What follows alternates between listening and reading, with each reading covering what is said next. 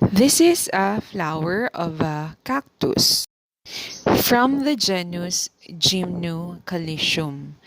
Gymnocalycium is a Greek name which means naked calyx, which refers to the buds of this plant that doesn't have any spines or hair.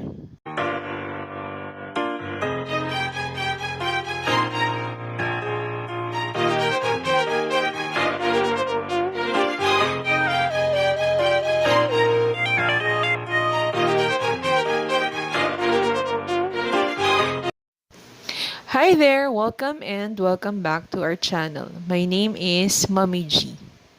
The genus Gymnocalycium has about 70 species of chin cactus that came from America, South America.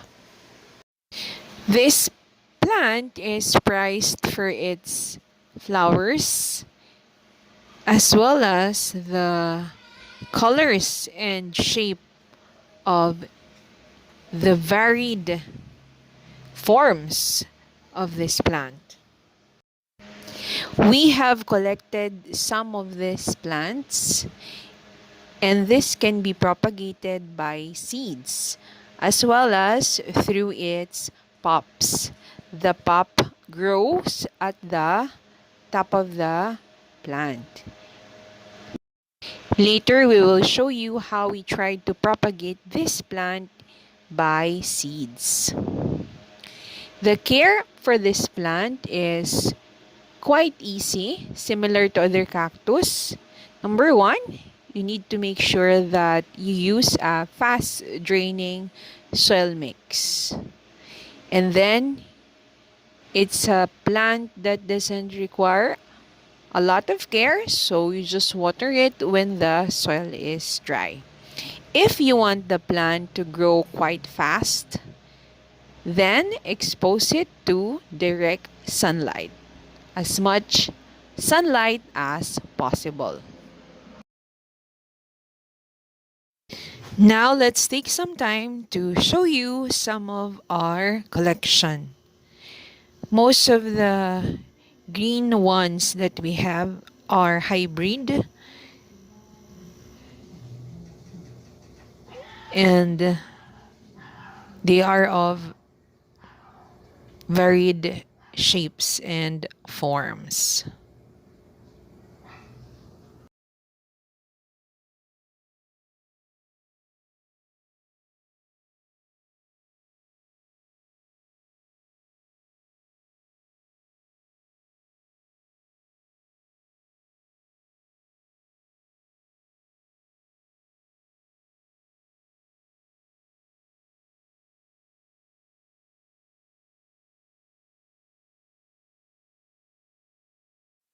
Some of our Gymnocalycium have bloomed at the same time.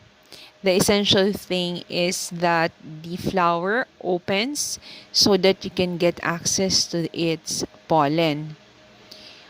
There are different methods of pollinating the flower. Some cut off the upper part and then gets the pollen. For our case, what we will do is we will be using a brush and we'll try to get some pollens from one of the flower using the brush, and then we will put it in another flower using that same brush. So this is what we've done. Gently get as much flour and transfer it to, or as much pollen, and then you transfer it to another flower. Then what we'll do is we'll repeat this process and allow the fruit to form, and hopefully we'll get some seeds out of this. When the plant forms fruit, we need to allow the fruit to mature before we collect the seeds. Usually this takes about a week or two, so you have to be patient. Here we have some of the fruit. Not all pollination will be successful. At times, the entire fruit would fall off even before the seeds are formed. So just try again if that happens. When we are able to collect some seeds, what we do is we put it in a soil mix of carbonized rice hull, and then we just keep the rice hull wet. And after about a couple of months, you'll see some green growths. I think this one that are a bit bigger is about 6 months.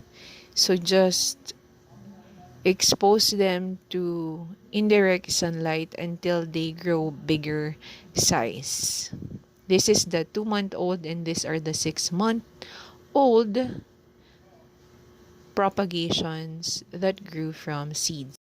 A faster way to grow this plant is to propagate using the pups.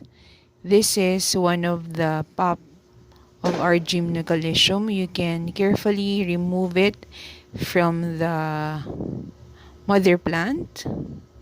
And then what we usually do is we put this in a pumice, 100% pumice. Just we water it and then rewater when the pumice is kind of dry. The pups are exposed to as much indirect sunlight as possible. And then after some time, they grow roots and get bigger. The Gymnocalycium cactus can also be grown on another cactus. Here it is grown in different root bases. Usually the dragon fruit is used as the root base. This cactus type are commonly known as moon cactus, and they're basically Gymnocalycium that have been grown on a rootstock.